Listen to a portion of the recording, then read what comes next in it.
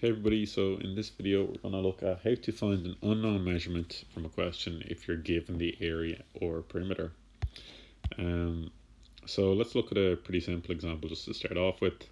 Let's say we've got a rectangle and we know that its width is 8 centimeters and we know that its area is 56 centimeters squared. And we're being asked to find an unknown dimension here. So let's say we're being asked to figure out its length. So what we do is we pay attention to the finished product that we've been given. So normally you're asked to find out area, you're asked to find out perimeter or something like that. In this case, we've been given area and we need to work backwards. So what I'll do is I'll write out the formula for area, which is length by width, and then I'll fill in what I already know. So I know the area is 56 and I know that the width is 8 centimeters. So what I've created here by filling in what I do know is an algebra equation, because I've got an unknown variable, which is our letter, representing the length of the rectangle, and then I've got two constants in here. So first thing I'll do is I'll try and make this look a little bit tidier. L times by 8, we'd normally write that as 8L. Then 56 will be over here on this side. So now I just try and solve this like an equation. I've got 8L here is equal to 56. I don't care what L is necessarily, my unknown length. I don't care what 8L is, I just care what L is. So what I'm going to do is solve that like an equation and divide both sides by 8. This will hopefully cancel out my 8 in front of the L, and it does. So 8 divided by 8 gives me 1.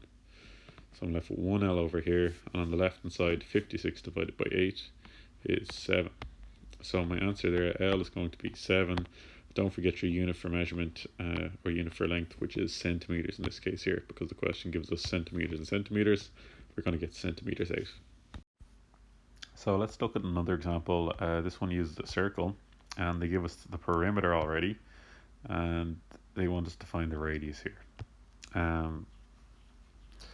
So like before, what we're going to do is